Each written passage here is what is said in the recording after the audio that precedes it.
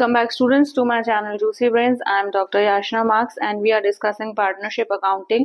इसमें हम dissolution of partnership form discuss कर रहे हैं और ये हमारा इस चैप्टर का आखिरी टॉपिक है।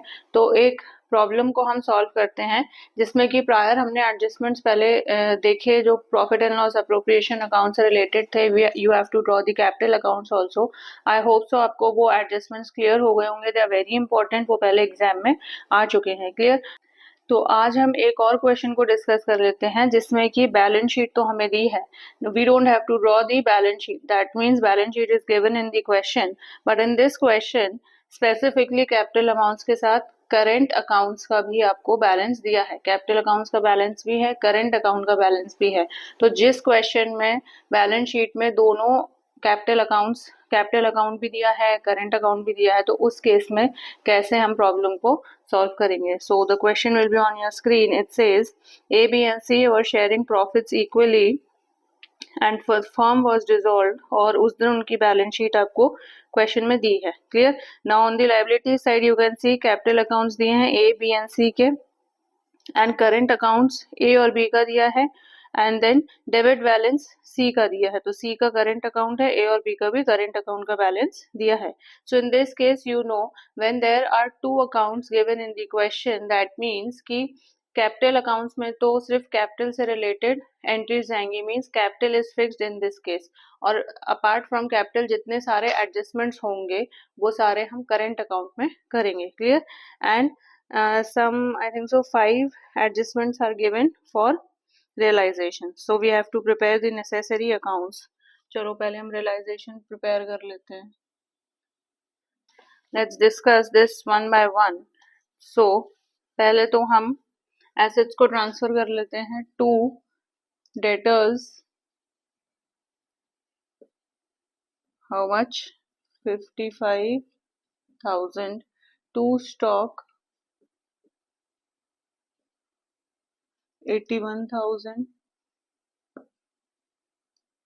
to furniture 20,000. to plant 53,700. Clear. Now transfer the liabilities by creditors 31,000. Reserve for contingency, this is a reserve which will go to the capital accounts or the current account in this case. Profit and loss account भी दिया है, so this is the credit balance of PL account, it will again go in the current accounts. And A's wife loan को transfer कर लेते हैं by A's wife loan. How much? 12,000. Clear. And bank loan, now bank loan दिया है। अब ये कोई partner से रिलेटेड लोन नहीं है, मतलब ना ए का है, ना बी का है, ना सी का है। स्पेसिफिकली इस क्वेश्चन में क्लियर है कि it is a bank loan, so again it will be transferred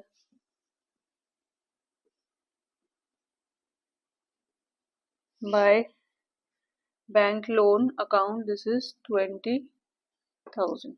ठीक है ना, हो गया। Let's move on to the adjustments. Now first adjustment is there is a bill of 5,000 under discount. The bill was received from R. R proved insolvent and 60% were received from his estate.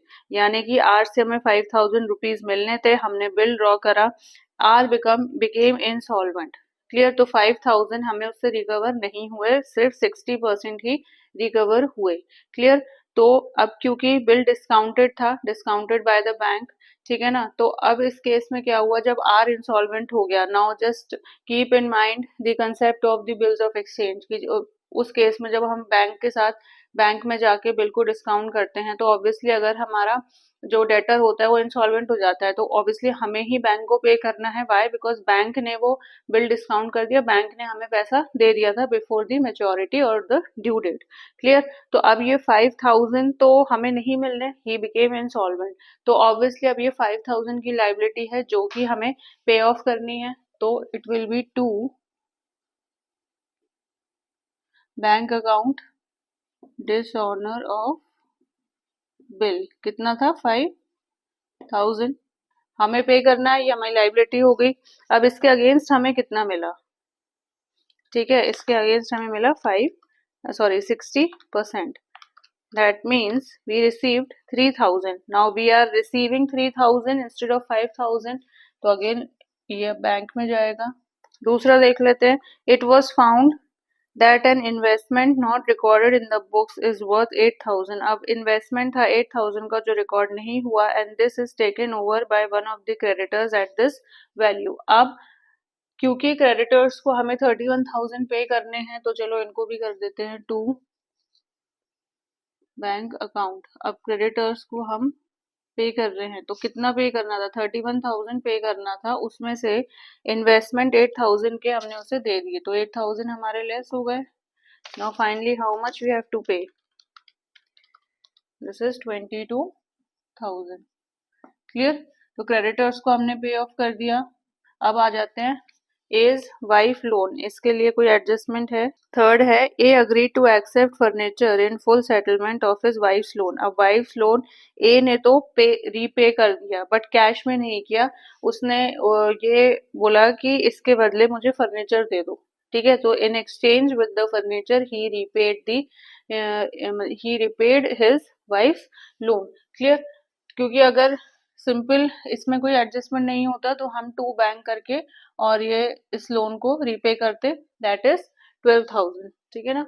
लेकिन क्योंकि अब इसमें बोला है कि उसने furniture accept कर लिया और उसके बदले अपने वाइफ का लोन उसने रीपे कर दिया, इसलिए अब इस केस में कोई एंट्री नहीं होगी. मतलब कि एज वाइफ लोन की डिस्चार्ज की या रीपेमेंट ऑफ लोन की कोई एंट्री रियलाइजेशन में नहीं होगी. वाई? बिकॉज उसने कैश में कोई भी ट्रांजैक्शन नहीं करा. Clear? Now move on to the fourth one. Bank loan was repaid along with interest for 9 months. अब बैंक लोन पे आ जाओ. इसका भी हो गया, ये भी हो गया. बचा ये टू बैंक अकाउंट. यहाँ पे हम लिख देते हैं बैंक लोन. 20,000 का बैंक लोन था. इस पे 12% रेट ऑफ इंटरेस्ट दिया है क्वेश्चन पे, एंड 9 months का इंटरेस्ट भी लग रहा है. ठीक है ना? सो this is 1800 plus 20,000. This is 21,800. अब यहाँ से तो सारा लाइबिलिटीज को हमने पे ऑफ कर दिया. यहाँ पे आ जाते हैं, इसमें हम लिख देते हैं बिल्स रिसीवेबल वाली एंट्री. और अब क्या बचता है? Last adjustment is assets realised were as follows. अब बाय बैंक अकाउंट करके हम कर देते हैं एसेट्स सोल्ड. ठीक है, देखो प्लांट हो गया, स्टॉक हो गया, डेटर्स हो गया, furniture was taken over by A in order to repay his wife's loan. Clear? तो फर्नीचर भी हो गया, तो सारे एसेट्स हो गए सोल्ड और सारे लाइबिलिटीज को हमने पे कर दिया. अब रियलाइजेशन निकाल लेते हैं. 21,800. सो दिस इज, अब ये लॉस आ रहा है. ठीक है ना? सो बाय, अब क्योंकि क्वेश्चन में करंट अकाउंट भी दिया है, so obviously all the adjustments जितने भी हमें दिए हैं अपार्ट फ्रॉम कैपिटल, ठीक है, कैपिटल को अलग रख दो, और जितने भी उसके अलावा एडजस्टमेंट्स हैं वो अब ट्रांसफर होंगे करंट अकाउंट में. तो अगर क्वेश्चन में करंट अकाउंट नहीं दिया होता तो हम लिखते हैं बाय कैपिटल अकाउंट्स. ठीक है, by loss transfer to capital account. अब क्योंकि करंट अकाउंट है तो by loss transfer to current account. ठीक है, ब्रैकेट में लॉस लिख दो, एक ही बात है. ए बी एंड सी. यहाँ पे मिस्टेक हुई है हमसे, तो दिस विल बी 23. ठीक है ना? सो दिस इज 2,59,500, 2,59,900. अब यहाँ पे आएगा 81. देख लेते हैं हम. 2,59,500 माइनस 1,78,500. ठीक है, अब ये डिवाइड हो जाएगा 3 पार्ट्स में, दैट इज 27,000. ठीक है ना? क्लियर हो गया?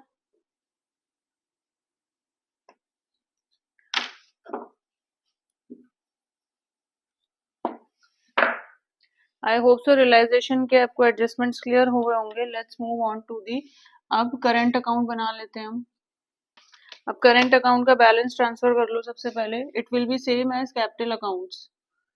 Bye balance BD is 10,000 and 5,000, और ये होगा debit balance to balance BD. कितना दिया है? 22 1000. Now all the adjustments will be done in the current accounts. ठीक है, तो रिजर्व फॉर कंटेंजेंसी है 18,000. क्लियर. सो ये 6,000 6,000 एंड 6,000 यहाँ पे डिस्ट्रीब्यूट हो गया.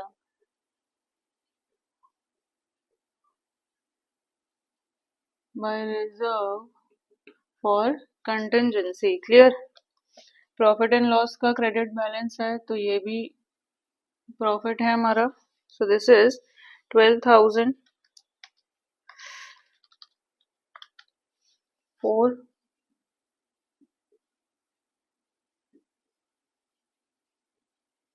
क्लियर. लॉस ट्रांसफर कर लेते हैं रियलाइजेशन का टू रियलाइजेशन. लॉस है 27,000.